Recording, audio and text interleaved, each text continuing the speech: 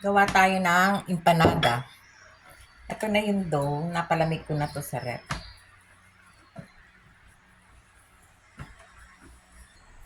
Hati-hatiin muna natin.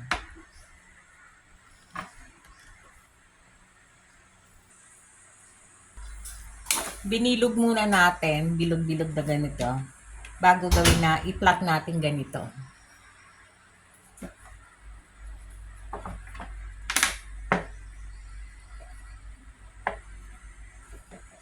Ito, nagawa na natin lahat na ganito.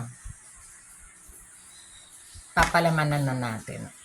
Ito yung palaman. Ito, pagkalagay natin, ganyan, lagyan natin ng palaman.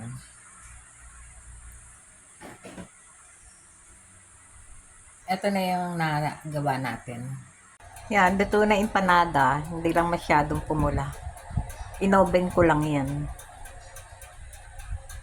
Yan.